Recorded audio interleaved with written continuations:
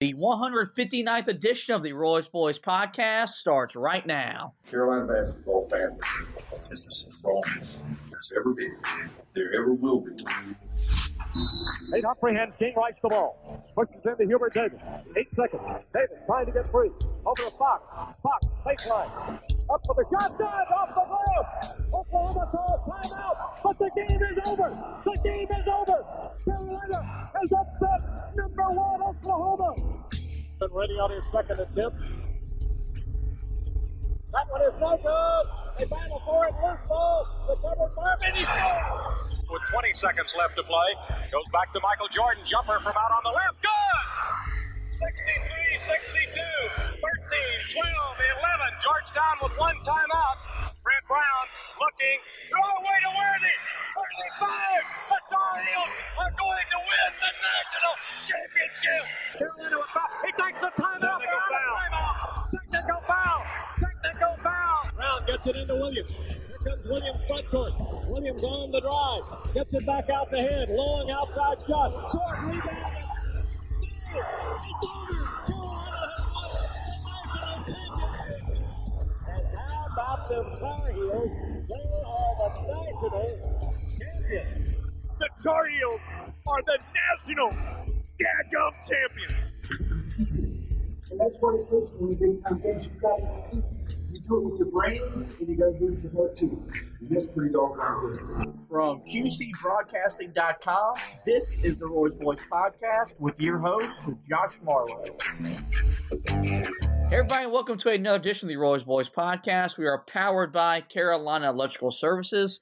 Josh and Anthony, we're back with you. We're going to recap last night's frustrating, disappointing, you could maybe even call it embarrassing 79-76 loss at NC State to open ACC play in the cellar at 0-1. And Anthony, it's now roughly almost 24 hours since the game finished that we're now recording this.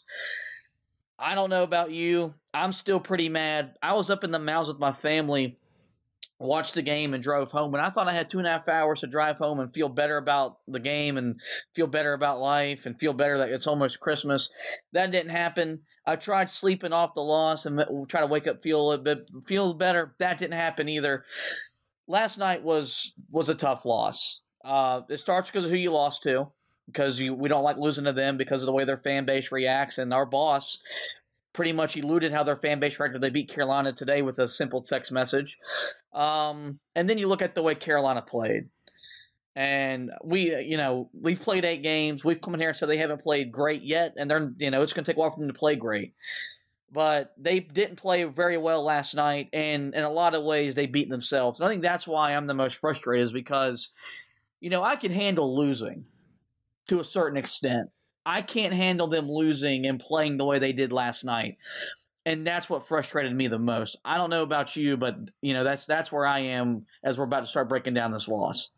Well, I want to preface the mention of our boss. I do want to say this. Let's just get this out there for people. We're not the people that go in there and celebrate whenever we win.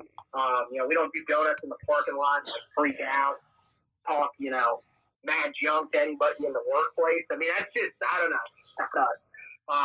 But yeah, no, that's why, it was kind of out of the blue. But again, yeah, you're right. That's for State fans. I think that shows, what we knew coming into this game, is that, Big State, their players, their fan base, everybody around their program takes this game as a rivalry. This is their biggest games of every season. Yeah, the matchups with Duke are pretty big as well, but these are the games that they look forward to the most. And you could tell that early on in the game with the way that they started. And again, at some point, Carolina's got to be able to snap out of these slow starts.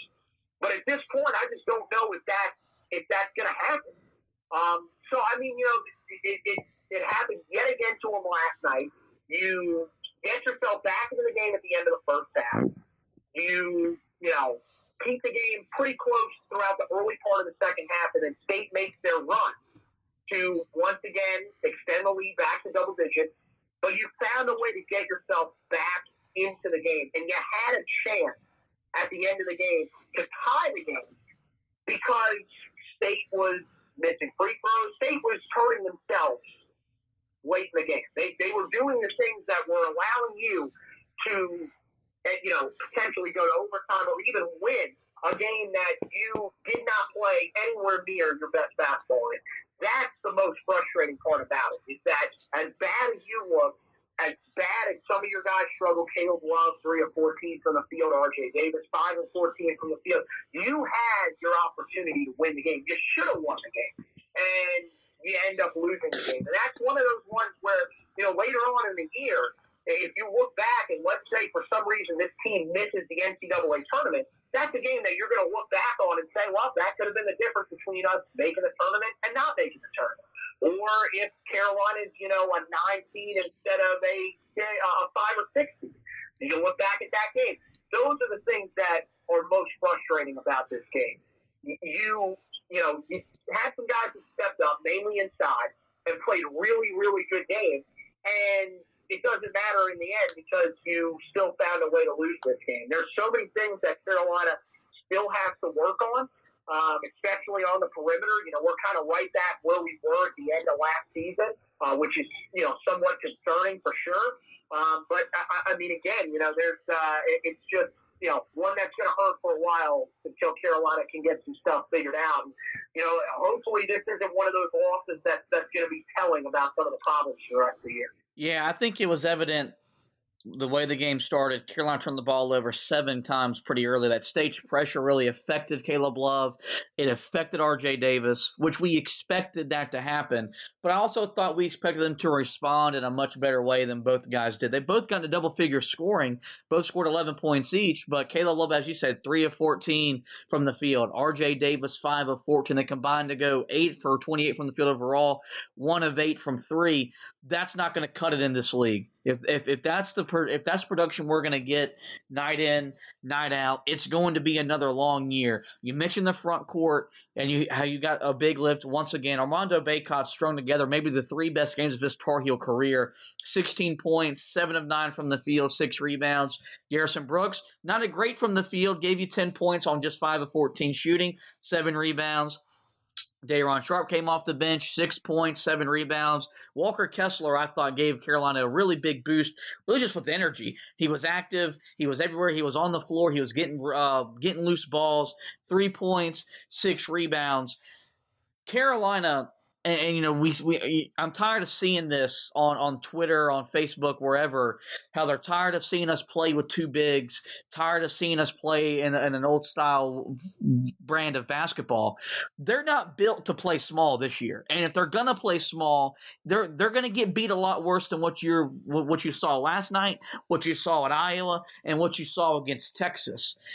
This team is built to play inside out. And I got extremely frustrated first with Caleb Love, and then some with Roy Williams when you're settling for mid-range jump shots, which are already, that's the most inefficient shot in basketball if you look at the analytics. But we're settling for inefficient shots that we're not making.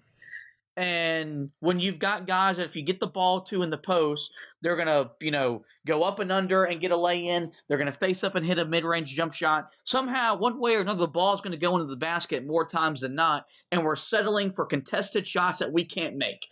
And I thought at some point Caleb Love should have been sat down by Roy Williams, whether you put in KJ Smith, whether you put in Andrew Platek, someone to just get your message across that, look, I don't have to play you. You have to earn the right to be on the court. You're not a 5, the 5-star rating you had in high school, that's gone now. This is college ball. You got to play better.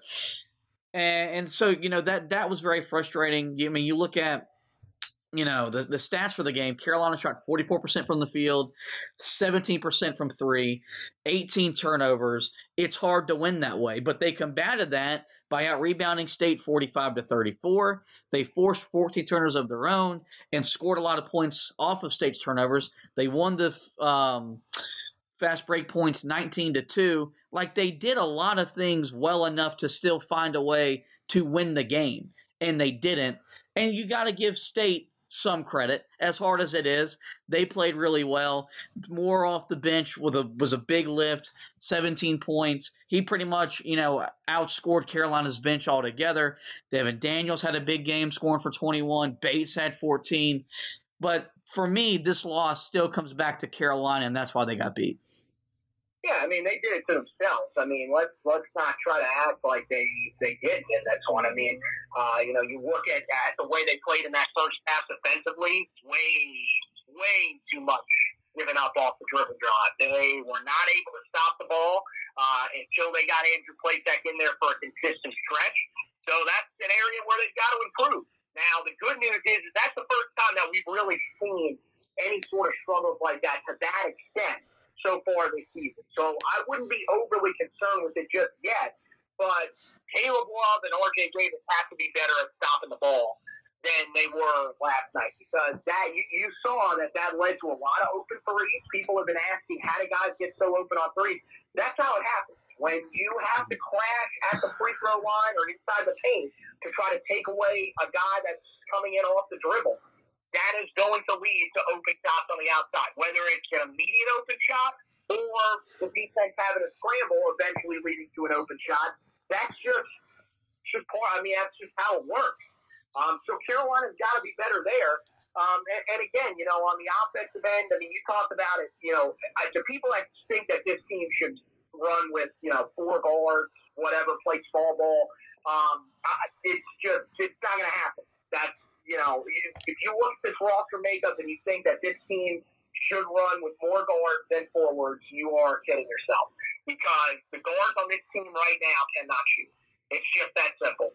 The most trusted guard shooting-wise on this team right now is Andrew Platek. And this is a guy that before the season started, a lot of Tar Heel fans wanted to kick off the team because he was a waste of a scholarship. So, I mean, look, you're starting to see, first of all, that Platek is not like we thought, like we had told people, give him a chance. This guy, so far, I mean, if you look at the guards, I think he's had the best season out of any one of them. Yeah.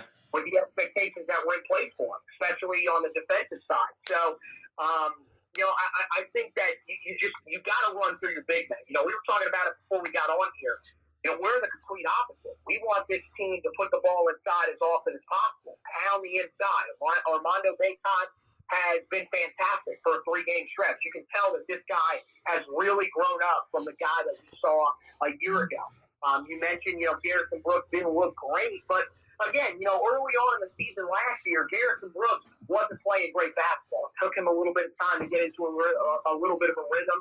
I think there's still a chance that could happen for him again this year. But the good news is even if it doesn't happen, he's still a guy that can contribute.